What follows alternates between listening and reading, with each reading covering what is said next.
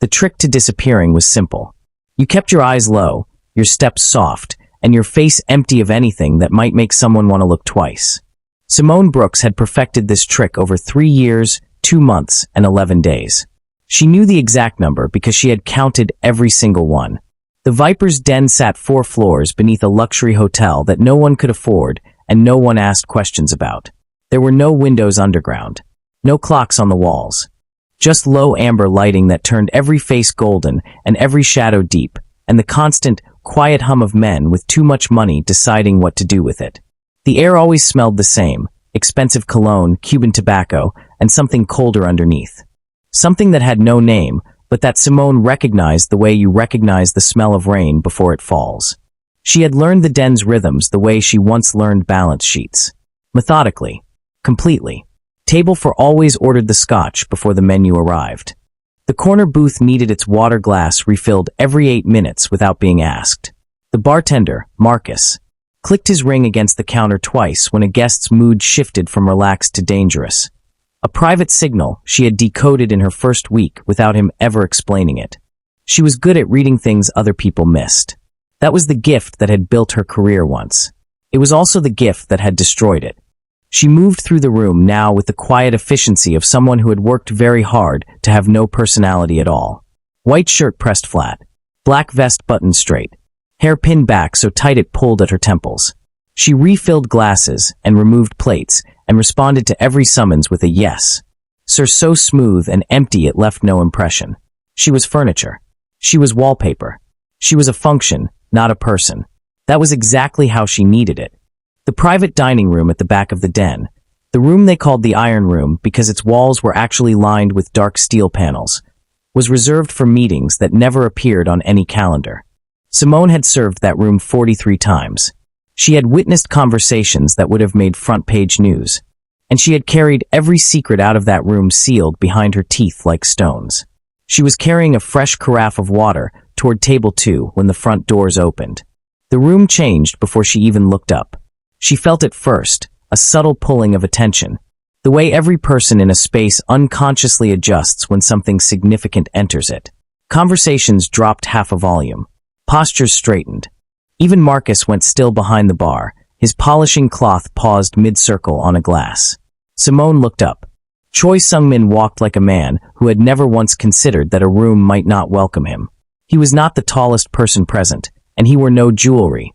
No ostentatious watch, nothing that announced wealth in the usual way. He didn't need to. The announcement was in the way his 2 bodyguards moved, not beside him, but slightly behind and to each side, angled outward toward the room like parentheses protecting a very important sentence. His shirt collar was open at the throat. Just beneath it, the edge of a tattoo climbed the side of his neck, dark ink that curled like the tip of a wave frozen mid-break. Simone had heard the staff whisper about those tattoos, that each one marked something survived, that the map of them, if you could ever see it fully, would tell a story no one in this city wanted to read aloud. He moved toward the Iron Room without speaking to anyone. His eyes passed over Simone the way eyes pass over a lamp. She exhaled slowly and turned back toward her station, refilling a water glass with a perfectly steady hand. She noted his table number. She noted the time. She noted the second man who had arrived just ahead of him and was already seated inside, a pale, angular figure in a dark suit, a folder open on the table. A red tie knotted too tightly at his throat. She noted all of it the way she noted everything. Quietly. Carefully, without expression, the Iron Room's door closed with a soft, final click. Simone was not supposed to read the contract. That was the first rule of surviving in a place like the Viper's Denver. You did not look at documents left open on tables. You did not listen to conversations happening 3 feet from your ear. You did not register names, numbers, or the specific weight of silence that settled over a room when something irreversible was being decided. You carried your tray. You refilled your glasses. You disappeared. She had followed that rule for 3 years, 2 months, and 11 days. She almost followed it tonight. The Iron Room had a service protocol separate from the main floor. 2 servers maximum, no lingering, no eye contact beyond what basic courtesy required. Simone had been assigned the room because she was the best at all 3. Her manager, a tight-faced man named Delvaux, had said it the same way every time he put her on the rotation. "You're invisible, Brooks." That's a compliment. She had learned to accept it as one. She entered the iron room for the first time that evening at 9:17, carrying a bread service she had not been asked for, but knew from experience would be expected. The two bodyguards outside the door scanned her with flat, professional eyes and let her pass. Inside, the amber light was turned lower than in the main room, and the steel walls absorbed sound in a way that made the space feel sealed off from the rest of the world entirely. Choi Sung-min sat at the head of the table with the particular stillness of a man who was always the most dangerous person in any room he entered. He had not touched his water. His hands rested on the table, relaxed and open, but there was nothing relaxed about his eyes. Across from him, the man in the red tie was talking. Sergei Mikhailov had the kind of face that was difficult to remember and easy to underestimate. His features were even and unremarkable, his voice low and precisely modulated. His smile the sort that arrived exactly when it was supposed to and meant absolutely nothing. He spoke in smooth, unhurried sentences about consolidation and mutual benefit and the extraordinary opportunity the current market was presenting to men of vision. He had a folder open in front of him. Inside it, a document of perhaps 30 pages sat separated into two neat stacks, one for each man to sign. Simone set down the bread service without sound and began clearing the appetizer plates that had been pushed aside to make room for the paperwork. She worked the way she always worked, methodically, silently, without looking directly at anything. Except, the document was right there. She was leaning across the table to lift a small plate when the top page shifted slightly under the air current of her movement, and the corner of a lower section became briefly visible. Her eyes caught it the way they caught everything, automatically, involuntarily. Like a reflex she had never fully been able to shut off. Third appendix.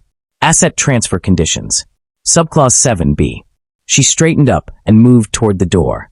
She got exactly 4 steps before her brain finished processing what her eyes had collected in that single, accidental second. She stopped walking. Not visibly. From the outside. She simply slowed her pace in the natural way of someone making sure they had everything on their tray. She did not turn around. She did not change her expression. But inside, something cold and very precise had switched itself on, a mechanism she had spent 3 years trying to bury that was now running at full speed, whether she wanted it to or not. Subclause 7b had not been a standard asset transfer condition. The language was designed to look like one. It was formatted like one, nested inside enough legitimate legal text to make any reasonable person's eyes slide right past it. But the specific phrasing, the way the liability clause was structured to trigger automatically upon the completion of the merger, with no grace period and no right of contestation, was not a merger condition at all. It was a trap, a clean, elegant, catastrophically effective trap, written in the kind of language that only made complete sense if you already knew what you were looking for. Simone knew exactly what she was looking for. She had spent 8 years of her life finding exactly this kind of thing hidden inside exactly this kind of document. She walked out of the iron room with steady hands and a perfectly empty face, and she did not breathe properly again until the door had closed behind her. The women's restroom at the back of the Viper's den was the only place in the building where there were no cameras. Simone knew this because she had looked for them on her 3rd day of work, the same way she had memorized the exit routes and noted which members of staff asked too many questions. Knowing where you were not being watched was as important as knowing where you were. That was something her old life had taught her. Right before her old life had been taken apart piece by piece and handed to people who deserved none of it. She pushed through the restroom door, set her empty tray on the edge of the sink, and gripped the cold porcelain with both hands. She gave herself 60 seconds. That was all. Her mind was already working, pulling apart the language of subclause 7b from memory and laying it out flat the way she used to lay out spreadsheets on her office desk. Clean rows, clear columns. Every number in its correct position until the picture they formed became impossible to deny. The merger document presented itself as a standard consolidation agreement. 2 criminal organizations combining their assets under a single operational structure, with shared revenue streams and mutually agreed territories. On the surface, it was the kind of arrangement that got made in rooms like the Iron Room every week. Ruthless, yes. Illegal, certainly. But internally logical. The way a great deal of terrible things were internally logical if you understood the world they existed in. Subclause 7b destroyed that logic entirely. Buried inside the asset transfer conditions, disguised as a standard liability protection measure, was a single mechanism that changed the nature of the entire document. Upon completion of the merger, all primary assets, operational accounts, territory holdings, and organizational infrastructure would transfer automatically into a new entity. The new entity's controlling interest, defined 3 pages earlier in language so dry and technical it was practically designed to be skipped, belonged entirely to the second party. Sergei Mikhailov. Not a merger. An acquisition. A silent, total, perfectly legal-looking seizure of everything Choi Sung-min had spent his life building. And the final subclause, the one that had stopped Simone's breathing in the doorway, specified that the original first party would retain no operational role, no financial claim, and no legal standing within the new structure. In the language of the document, that phrase meant paperwork. In the language of the room those 2 men were sitting in, it meant something else entirely. It meant Choi Sung-min would have no value the moment his signature dried on that page. And men in his world who had no value did not get retirement packages. Simone stared at her reflection in the mirror above the sink. 50 seconds had passed. The sensible thing, the thing that every carefully constructed instinct she had developed over 3 years of survival was screaming at her, was to walk back out onto the floor, refill her glasses, finish her shift, and go home. She did not know Choi Sung-min. She did not owe him anything. She was a woman who had learned the devastating cost of inserting herself into powerful men's business, and she had paid that cost in full. She had lost her career, her reputation, and nearly everything else besides. She had survived by becoming invisible. Invisible people did not intervene in Iron Room meetings. Invisible people went home. She turned on the cold tap and ran water over the inside of her wrists the way she did when her thoughts moved faster than she could manage them. The water helped. It always had. The problem she could feel assembling itself in the most honest part of her mind, the part that had never learned how to look away from a wrong number, was that she had already seen it. She could not unsee it. She could walk out of this building right now, and the knowledge would come with her. And she would carry it the way she had carried everything else that had been too heavy and too sharp to put down cleanly. She knew what that document said. She knew what it meant. And in approximately 4 minutes, based on where the signing had been scheduled in the evening's timeline, a man was going to pick up a pen and write his name at the bottom of his own death warrant. Simone turned off the tap. She picked up her tray. She walked back out toward the Iron Room. The pen was already in his hand. Simone saw it the moment she stepped back through the Iron Room door, a slim, dark instrument held loosely between Choi Sung-min's fingers, tilted at the relaxed angle of a man who had already made his decision and was simply waiting for the correct pause in conversation to execute it. The document sat open in front of him, turned to the signature page, the bottom line clean and waiting. She had maybe 90 seconds, possibly less. She moved to the service counter along the left wall and lifted the coffee carafe with the same unhurried steadiness she brought to every movement in this room. Her hands did not shake. She had decided, somewhere between the restroom and the Iron Room door, that she could not afford to let them. Fear was a luxury she would process later. In private, when there was time. Right now she needed to be precise. Sergei was still talking. His voice had taken on a warmer quality, the specific warmth of a man who could see the finish line and was allowing himself the small pleasure of tasting it early. He was gesturing at a figure near the top of the second page, drawing Choi's attention upward and away from the lower sections, which was exactly the kind of technique that a person used when they needed someone looking in the wrong direction. Simone noted this and filed it away. She began moving through the room. There were 4 men besides Choi and Sergei in the Iron Room. 2 bodyguards positioned near the door.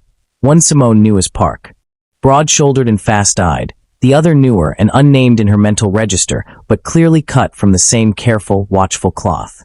On Sergei's side of the table sat a single associate, thin and pale, who had not spoken once all evening, and whose stillness had the quality of something deliberately practiced. A 4th man, one of Choi's, stood near the far wall with his hands clasped in front of him. All 4 of them tracked her the moment she moved away from the service counter. This was the part that required the most control. Being watched was fine. Being watched was normal. She was the waitress crossing the room to offer coffee, an action so routine in this setting that it barely qualified as an event. The tracking eyes would relax within 3 seconds if she gave them nothing to sharpen against. She gave them nothing.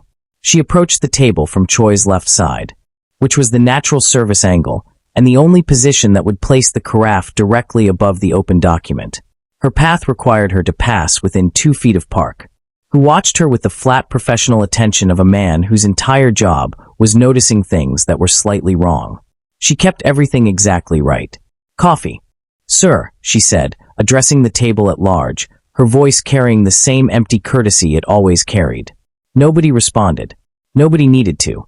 She was already leaning forward in the smooth, practiced arc of someone who had performed this action 1,000 times. Sergei clicked the end of his pen against the table once, a small, impatient sound. A signal. Choi's hand moved toward the signature line. Simone's foot caught the leg of the chair.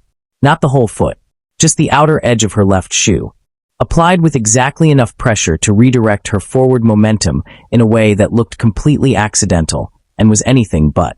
The physics of it took over immediately. The shift of weight, the tipping of the carafe, the brief moment where everything was still suspended and retrievable, and then suddenly, completely was not. The coffee came down in a single dark wave directly onto the open document.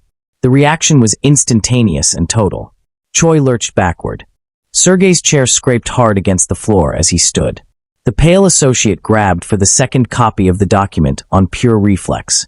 Park had Simone by the arm before the last drop had finished falling, his grip hard enough to feel tomorrow, pulling her back from the table with a force that was not yet violence, but was very close to its front door. The signature page was destroyed, both copies soaked, the ink running in dark, illegible rivers across every line. Simone let the empty carafe hang from her fingers and arranged her face into the precise expression of a woman who had just made the worst mistake of her life. It was the best performance she had ever given. The room did not erupt. It compressed. That was the thing about spaces filled with dangerous men. They did not respond to crisis the way ordinary rooms did. There was no shouting, no scrambling, no disorder of the kind that spilled out into hallways and drew attention. Instead, everything pulled inward and tightened, like a fist closing. And the silence that followed the spill was somehow louder and more threatening than any noise could have been. Park's hand was still locked around Simone's arm. The unnamed bodyguard had moved to her other side in the 3 seconds following the spill, and now she was bracketed between them, held upright and completely still, her feet barely making full contact with the floor. The empty carafe had been removed from her hand by someone she hadn't seen move. Her tray was gone. She had nothing. Choi Sung-min stood at the head of the table and looked at her. She had seen many varieties of anger in her life. The loud, scattered kind that burned fast and left quickly. The cold, quiet kind that was mostly wounded pride. The bitter, calculating kind that filed everything away for later. What was on Choi's face was none of those things. It was the specific, contained fury of a man who operated in a world where accidents had consequences, and where the person responsible for an accident in his presence would be made to understand that consequence fully and without exception. His eyes were completely steady. His jaw was set. The tattoo at his throat rose and fell with one slow breath. He had not yet spoken. That was the most frightening part. Sergei, by contrast, was already talking. His composed mask had slipped just enough to reveal the sharp edge of genuine anger underneath, and he was directing it at Delvaux, who had appeared at the Iron Room door with the particular expression of a man watching his employment dissolve in real time. Sergei's associate was attempting to blot the ruined documents with a dinner napkin, an action so pointless it would have been almost sad under different circumstances. The signature pages were beyond saving. The ink had spread into a dark, formless stain that had consumed every line, every initial, every carefully constructed legal trap. Gone. All of it. Simone registered all of this in the peripheral way that her mind had always been capable of, absorbing the full shape of a situation while keeping its central focus locked on the most important variable in the room. Choi had still not spoken. He took one step toward her. Park and the other bodyguards straightened almost imperceptibly, adjusting their grip, preparing for an instruction. Simone felt the shift in pressure on both her arms and understood that whatever Choi said next would determine what happened to her in the following 30 seconds. She had one move, A single, small, unrepeatable move that required Choi to be close enough to hear her at a volume that no one else in the room could register. She needed him angry enough to be paying her his full attention, and calm enough to still be listening. She needed the next 3 seconds to go exactly right. He stopped in front of her, close enough that she could see the faint scar that bisected the left edge of his chin, thin and old and mostly hidden. His eyes moved over her face with the slow, deliberate patience of a man who was deciding something. She held his gaze. This was the part that required everything she had. Not the spill, not the planning, not the 3 years of waiting and hiding and compressing herself into someone forgettable. This single moment of holding the gaze of a man like Choi Sung-min without flinching, without looking away, without giving him the deference that every other person in this room had trained themselves to perform automatically. She held it because she needed him to see that she was not sorry. His eyes narrowed slightly. A question forming. She leaned forward, just a fraction, just enough. And she said it at the precise volume of a secret. Look at section 4.2. 4 words. Barely a breath. Delivered into the charged space between fury and decision. In the one frozen second where the room was loud enough to cover them and Choi was close enough to catch them. Then she dropped her eyes. And waited. Nothing happened for 4 seconds. Simone counted them the way she counted everything, precisely, internally, without moving a muscle. Park's grip on her arm remained unchanged. The unnamed bodyguard breathed steadily beside her. Across the table, Sergei was still talking at Delvaux in a low, controlled voice about compensation and professional negligence and the unacceptable standard of staff in establishments that claimed to cater to serious clientele. Choi had not moved. He was still standing in front of her, and his expression had shifted into something she couldn't fully read. Not softer exactly, but different. The way a calculation looks different once a new number has been introduced into it. His eyes stayed on her face for 2 more seconds, searching for something. And then he turned away without a word and walked back to his seat. He picked up his copy of the ruined document. Simone watched him turn to section 4.2 from across the room. Still held between the 2 bodyguards, still wearing the face of a woman who had made a terrible mistake. His eyes moved down the page with the focused stillness of someone who read contracts the way other people read weapons manuals, carefully, and with an understanding of what each component was designed to do. He stopped at subclause 7b. He read it once. Then he read it again. Then he set the document down very gently on the table in front of him, which was somehow the most alarming thing Simone had witnessed all evening. He spoke 2 quiet words to the man standing near the far wall, and that man produced a phone and made a call so brief it lasted less than 20 seconds. Within 4 minutes, a speed that told Simone everything she needed to know about the kind of legal infrastructure Choi Sung-min kept on permanent standby. 2 men entered the iron room carrying a laptop and a second copy of the document retrieved from Choi's own records team. The next 11 minutes were the quietest Simone had ever experienced. Choi's legal men worked through the document with the methodical efficiency of people who had been pulled from whatever they were doing and understood that this was not a situation that tolerated slowness. They cross-referenced. They highlighted. They spoke to each other in short, technical phrases that confirmed, clause by clause, exactly what 4 words whispered by a waitress had pointed them toward. Sergei watched this process from his side of the table.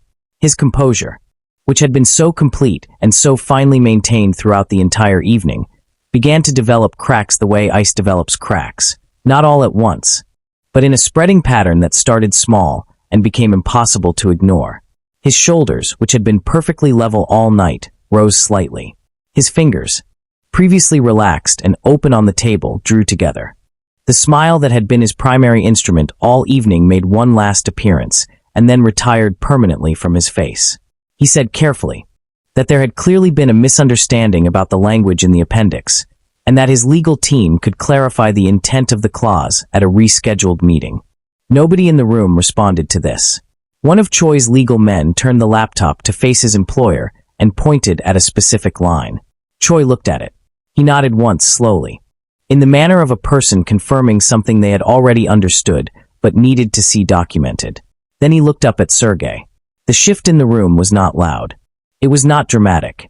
It did not announce itself. But Simone felt it move through the space the way pressure moves through a sealed room. Total, immediate, and inescapable. Every person present felt it recalibrate around them. The bodyguards near the door had rearranged their attention entirely away from Simone and toward the man in the red tie. Choi's man near the far wall had moved, without any visible instruction, to a position closer to Sergei's side of the table. Sergei was still sitting in his chair, but he no longer looked like a man conducting a meeting. He looked like a man who had just realized that the door behind him was no longer where he had left it. Choi spoke for the first time in 11 minutes. His voice was even and unhurried and carried no heat whatsoever, which made it considerably more frightening than if it had. "We have a great deal to discuss," he said. He was not looking at Simone when he said it, but when he finished, he glanced once in her direction, brief, precise, and full of a meaning she understood completely. She was no longer the problem in this room. The car came for her at 2 in the morning. She had been sitting in the Viper's Den staff room for 3 hours by then, still in her white shirt and black vest. Her hands wrapped around a cup of tea that had gone cold an hour ago. Delvaux had told her to wait. He had said it in the flat. Careful tone of a man passing on an instruction he had been given by someone considerably more important than himself, and she had understood that waiting was not a suggestion. So she waited. Park appeared in the doorway at 2:03 and said nothing, which she had come to understand was his preferred method of communication. She set down the cold tea, smoothed the front of her vest out of pure habit, and followed him out through the back of the building and into a black car idling in the narrow service alley. The drive took 18 minutes. She tracked the turns without looking obvious about it. Left, long straight, right bridge. 2 more turns, and assembled the approximate geography in her mind the way she assembled everything. Quietly. Automatically. Just in case she needed it later. The safe house was a mid-floor apartment in a building that looked completely ordinary from the outside, which she suspected was precisely the point. Clean lines, minimal furniture. The kind of blank and functional interior that had been designed not for living in, but for talking in. 2 of Choi's men were stationed inside the front door. A third stood near the window. Choi Sung-min was seated at a plain table in the center of the room. He was no longer in his dinner clothes. He had changed into something simpler, darker, and the open collar of his shirt made the tattoo at his throat fully visible for the first time. Up close, in the cleaner light of the apartment. It was more elaborate than she had realized. Interconnected lines that climbed from his collarbone and curved toward his jaw, dense with detail. The kind of artwork that took years and carried weight. He looked up when she entered and gestured at the chair across from him. She sat down. For a moment neither of them spoke. Choi studied her with the same quality of attention he had turned on the document in the iron room. Thorough, unhurried, looking for the thing underneath the surface thing. Then he opened the folder on the table in front of him and turned it to face her. Her own face looked back at her from a printed photograph clipped to the top of what appeared to be a substantial collection of documents. Beneath the photograph, her full name. Her former title. The name of the firm she had worked for. The date her employment had been terminated. Her throat tightened. She kept her expression level. Simone Brooks, Choi said. Senior forensic accountant. Blacklisted from every major financial institution in the country after filing an internal report identifying a money-laundering structure operating through the international transfer system of Harlow Continental Bank. He paused. The report was buried. The bank's executive board cited insufficient evidence. 3 weeks later, your professional license was suspended pending an investigation that was opened and then quietly closed without conclusion. He said all of this in the same even tone he had used at the end of the Iron Room meeting. Factual. Precise. Like a man reading back numbers he had already verified. You've known who I was, she said. It was not a question. I knew who you were before tonight, he said. I did not know what you were capable of until tonight. Those are 2 different things. Simone looked at the folder. At the documents beneath her photograph, which were dense and detailed enough that assembling them had required serious resources and serious intent. How long have you had this? Long enough. He leaned back slightly. Harlow Continental Bank. You know that name better than most people in this city. He watched her face. I know it for different reasons. The same banking structure that buried your report has been processing financial transfers for Sergei Mikhailov's network for the past 4 years. The same board members who signed off on your suspension have been receiving payments routed through 3 separate shell companies, all traceable, with some difficulty, back to the same source. The information landed in Simone's mind and began immediately connecting to things she already knew, gaps in her original investigation that had never made sense, figures that had appeared without origin, signatures on documents that should not have had access to the accounts they were authorizing. The picture that assembled itself was larger and colder than anything she had constructed before. She looked across the table at Choi Sung-min, a man who operated outside every law she had once dedicated her career to upholding, who ran an empire built on things she had no interest in excusing, and who was, without any question, the only other person in this city who wanted the same thing she did. "They ruined both of us," she said quietly. Choi held her gaze with the steady, unblinking focus of a man making a decision he intended to keep. "Yes," he said. "And now we are going to return the favor." She had not sat at a desk like this in 3 years.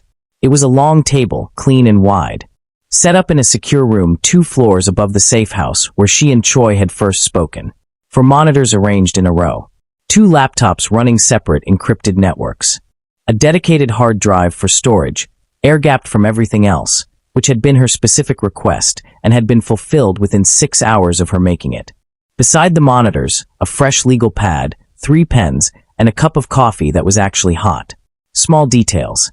But after 3 years of white shirts and cold tea in staff rooms, they felt significant. She cracked her knuckles once, quietly, and got to work. Choi's team had spent the 72 hours following the Iron Room meeting doing what they did best, applying pressure to the right people in the right places until doors that were supposed to be sealed began to develop gaps. By the time Simone sat down at the monitors, she had access to 4 of Sergei's secondary financial accounts, a partial archive of his internal communications, and a thread of transfer records that stretched back 31 months and touched 6 different countries. It was, from a forensic standpoint, the most beautiful mess she had ever seen. She started with the shell companies. There were 11 of them, layered in the specific overlapping pattern that was designed to make each one look unconnected to the others. Different registration countries, different named directors, different stated business purposes. It was competent work, professionally constructed, the kind of financial architecture that would have defeated most investigators and frustrated the rest. Simone was not most investigators. She had spent 8 years learning to read the invisible grammar of fraudulent accounts, the subtle repetitions, the timing patterns, the specific ways that money moved when the people moving it were trying to make it look like it wasn't moving at all. Every structure had a logic, and every logic had a signature. And signatures, no matter how carefully disguised, were always there if you knew the language well enough to find them. She found the first connection in 40 minutes. A transfer timing pattern repeated across 3 supposedly unrelated companies, each one moving funds on the same day of the month, always to intermediary accounts in the same 2-hour window. Coincidence was possible once. Twice was a stretch. 3 times was a signature. She wrote the account numbers on the legal pad and drew the connection lines in pen, the way she used to do on her office whiteboard in what felt like another lifetime. Then she kept going. By hour, for she had mapped the full shell company network and identified the central clearing account that all 11 fed into. A single point that processed and redistributed funds with the tidy efficiency of a machine that had been running without interruption for years. The clearing account was registered to a holding company in a jurisdiction known for minimal disclosure requirements. But the signatory on the original registration documents was a name she recognized immediately. One of the Harlow Continental board members who had buried her report. She wrote his name on the legal pad and circled it twice. By hour 7, she had followed the redistribution trails outward from the clearing account and documented 38 months of payments flowing to 6 individuals, all of whom held positions in financial regulation, law enforcement oversight, or banking governance. The payments were structured to stay below reporting thresholds, broken into fragments and routed through multiple intermediaries. But assembled in sequence, they formed a clear and complete picture of a network that had purchased its own protection at every level that mattered. It was, she thought, almost elegant, in the way that a very well-constructed lie was almost elegant. She photographed every page of the legal pad. She compiled the digital records into a structured evidence file with source documentation attached to every claim, formatted to the exact standard required for submission to a financial crimes authority. She had written that standard herself, once, as part of a professional guidelines committee that felt very far away now. At hour 9, she pushed back from the desk and looked at what she had built. It was enough. More than enough. It was the kind of documented, sourced, cross-referenced case file that did not get buried, because burying it would require dismantling too many institutions simultaneously. And even the most protected networks had a threshold beyond which self-preservation became impossible. She had found that threshold. She had built the file that crossed it. She picked up the phone Choi had left for her and sent a single message. It's done. All of it. Then she sat back, looked at the 4 monitors full of numbers that had just changed everything, and allowed herself, for the first time in 3 years, 2 months, and 11 days, to exhale completely. The view from the 34th floor was the kind that reminded you the city had no idea you existed. Simone stood at the floor-to-ceiling window of Choi Sung-min's private office and looked at it anyway. The spread of lights below, the dark gaps between buildings, the distant movement of traffic that from this height looked orderly and purposeful, which she knew from personal experience it was not. The city looked clean from up here. Manageable. Like a set of numbers arranged on a page before you understood what they were actually describing. She had spent a long time being one of those numbers. Small. Unremarkable. Easy to overlook in the larger calculation. She was done with that now. She was wearing a charcoal blazer over a fitted black shirt, pressed trousers, and the particular expression of a woman who had recently remembered who she was. Her hair, which had been pinned back so tightly for 3 years that she had forgotten its natural weight, was styled now, not elaborately but deliberately. The name badge was gone. The black vest was folded at the bottom of a bag in the apartment Choi's team had arranged for her, and she had no intention of retrieving it. Behind her, the office door opened. Choi entered with 2 members of his inner council.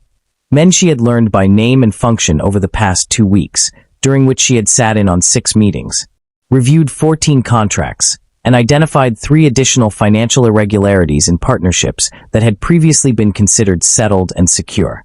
She had presented her findings each time without apology and without softening the conclusions, and each time Choi had listened with the focused, complete attention of a man who had learned, in the most direct way possible, the cost of not listening carefully enough. He had not once asked her to simplify. He had not once questioned her methods. He had simply listened and acted, and on 2 occasions told the men across the table from him that their documentation needed to be restructured, using language that she recognized as her own, absorbed and redeployed with the efficiency of someone who understood that good intelligence was a resource to be used fully. She respected that about him. She did not say so. She didn't need to. He set a new folder on the desk and looked across at her. Harlow Continental, he said. The regulatory submission landed this morning. 3 board members have retained criminal defense attorneys as of this afternoon. Simone turned from the window. Which 3? He told her. 2 of the names she had expected. The third was a surprise. A more senior figure whose involvement she had documented, but whose exposure she had assessed as slower. Given the layers between his name and the clearing account, she revised her assessment immediately. He moved faster than I projected. That means someone inside the authority notified him. We have a secondary leak in the oversight structure. She picked up a pen from the desk. I'll need the submission receipt records and the internal distribution log for the case file. I can have the secondary source identified within 48 hours. Choi watched her. There was something in his expression that was not quite a smile, more the controlled, internal version of one. The kind that didn't reach the face, but was present nonetheless. You'll have them within the hour. She nodded and wrote 3 words on the top of the folder as a reminder to herself. The shorthand notation system she had used since her first year as an analyst, which she had not used in 3 years, and which had returned to her fingers in the first week, like a language the body remembers before the mind does. One of the council members, a cautious, senior man named Wu who had been visibly uncertain about her presence in these rooms since the beginning, looked at the notation and then at her. You spotted a leak that fast. I spotted it 30 seconds ago, she said, without looking up. I'm writing it down so I don't forget the sequence while we finish this conversation.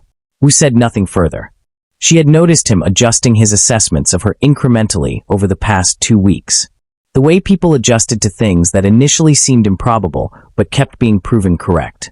He was almost at full revision now. She gave him another week. Choi moved to his chair at the head of the table and opened the folder. The rest of the room arranged itself around the work, which was how she preferred it. No ceremony, No preamble, just the clean forward motion of people who understood what needed to be done. Simone took her seat. Not at the edge of the room. Not near the door. At the table. She uncapped her pen, opened her own folder, and looked at the numbers in front of her, complex, layered. Full of the kind of hidden architecture that most people would spend a week untangling. She had already begun.